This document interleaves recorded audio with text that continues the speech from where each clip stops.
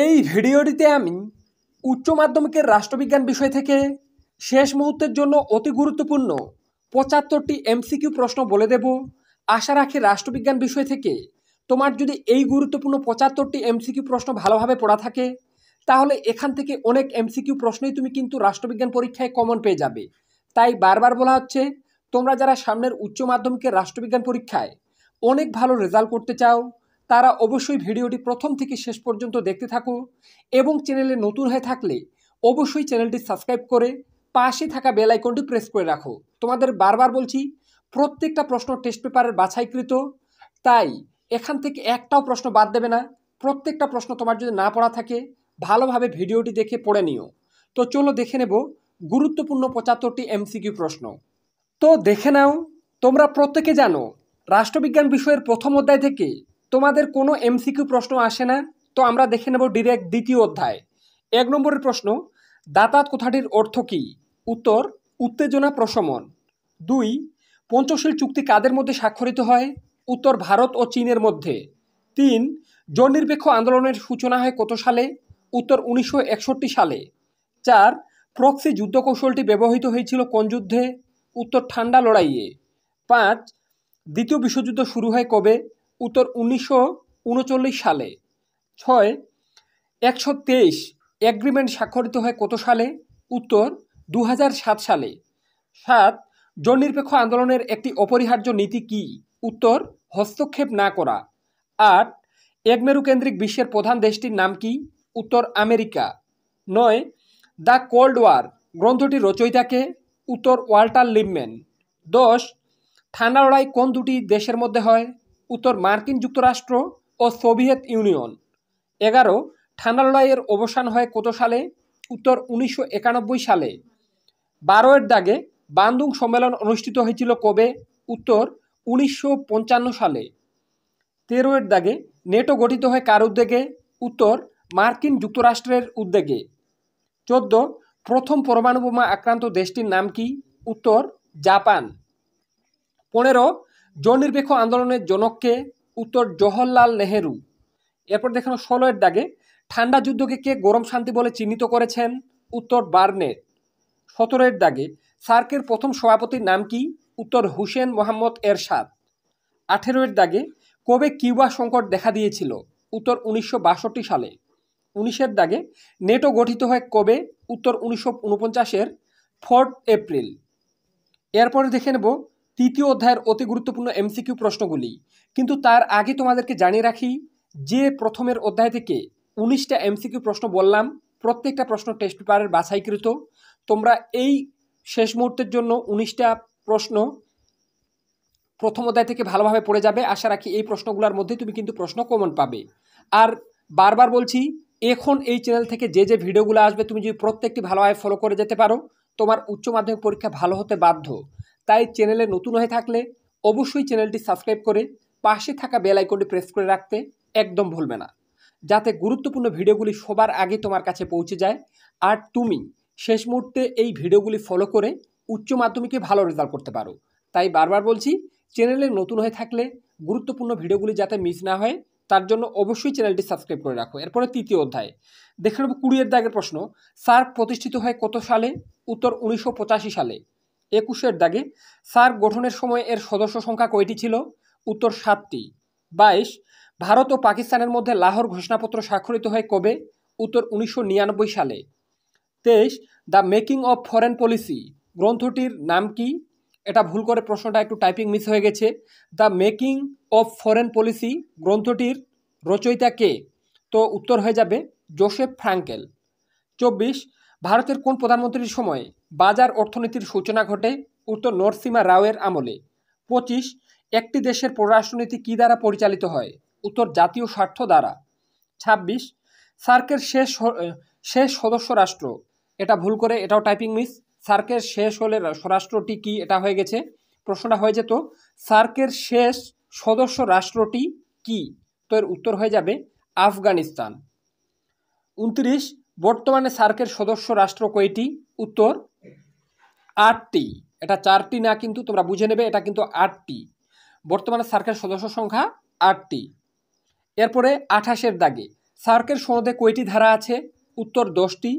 29 সিমলা চুক্তি কবে স্বাক্ষরিত হয়? উত্তর 1972 সালে।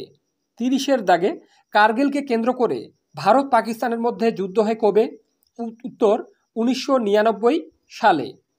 31 কোন দেশের বাধাদানের ফলে চীন সার্কের সদস্যপদ পায়নি? উত্তর ভারতের।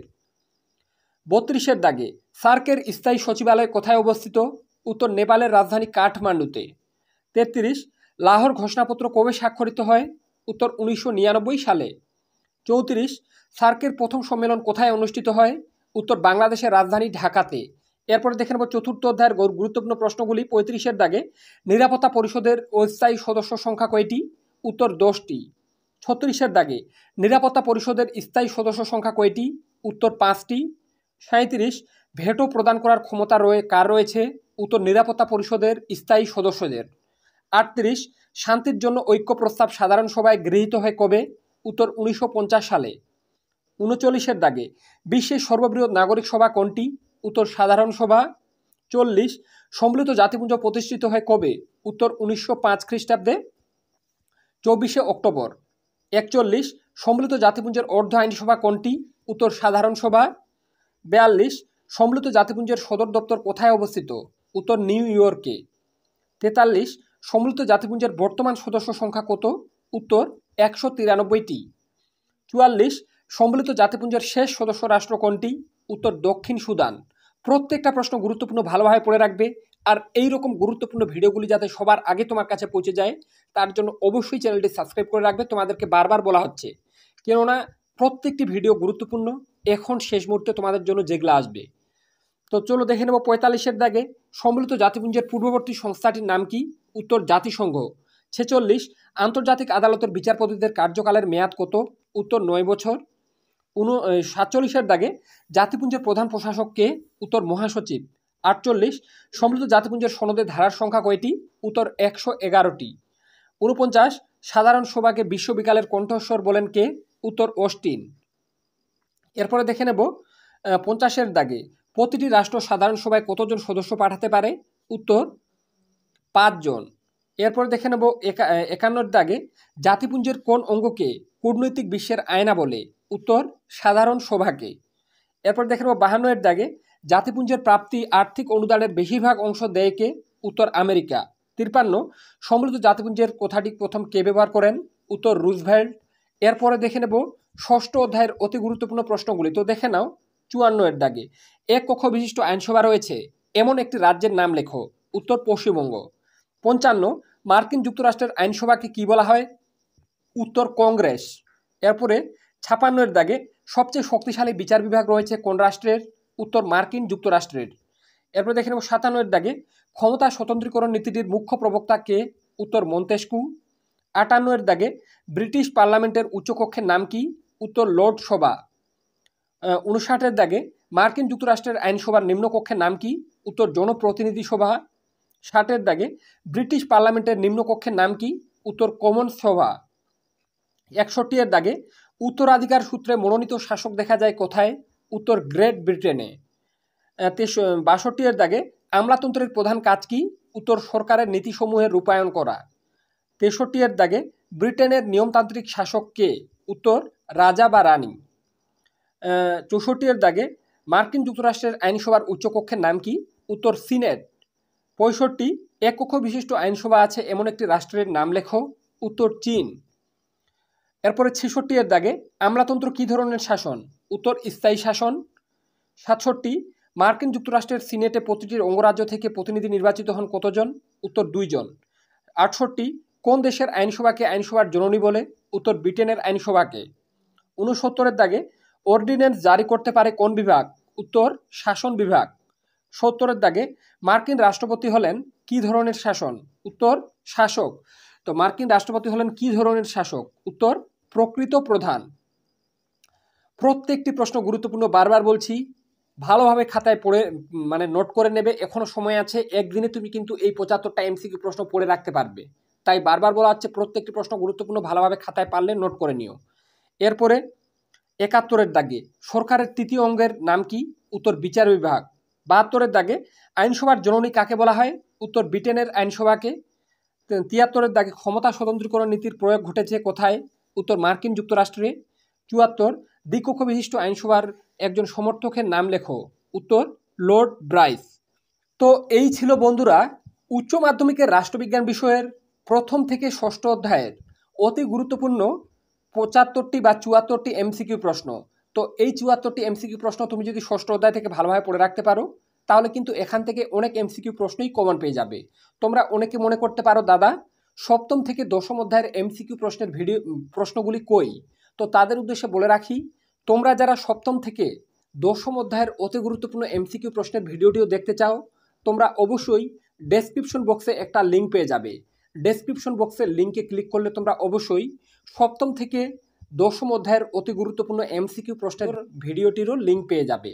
একই ভিডিওটিতে আমি যদি প্রত্যেকটা এমসিকিউ প্রশ্ন নিয়ে আলোচনা করতাম তাহলে ভিডিওটা অনেক বড় হয়ে যেত, যার কারণেই তোমাদেরকে বলছি তোমরা যারা একই রকমভাবে সপ্তম থেকে দশম অধ্যায়ের এমসিকিউ প্রশ্নের ভিডিওটিও দেখতে চাও তারা অবশ্যই ডেসক্রিপশন বক্সে একটা লিঙ্ক পেয়ে যাবে বা আমি ফার্স্ট কমেন্টেও লিঙ্ক দিয়ে রাখবো।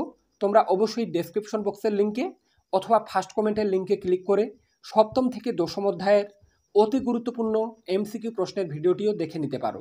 আর আমি গ্যারেন্টি দিয়ে বলছি তুমি যদি এই ভিডিও দুটি মিলিয়ে টোটাল রাষ্ট্রবিজ্ঞান বিষয় থেকে 150টার মতো এমসিকিউ প্রশ্ন রেডি করে যেতে পারো তাহলে আমার মনে হয় এখান থেকেই তুমি উচ্চ মাধ্যমিকের রাষ্ট্রবিজ্ঞান পরীক্ষায় প্রায় প্রত্যেকটা এমসিকিউ প্রশ্নই কমন পেয়ে যাবে। তাই বারবার বলা হচ্ছে তোমরা যারা এমসিকিউ প্রশ্নের ভিডিওটি দেখোনি সপ্তম থেকে দশম অধ্যায়ের তারা অবশ্যই ডেসক্রিপশন বক্সের লিঙ্কে ক্লিক করে দেখে নিও। আর এইরকম ভিডিওগুলি যাতে তোমার মিস না হয় আমি বারবার বলছি প্রত্যেকটা ভিডিও এখন কিন্তু খুবই গুরুত্বপূর্ণ উচ্চ মাধ্যমিকের পরীক্ষার জন্য।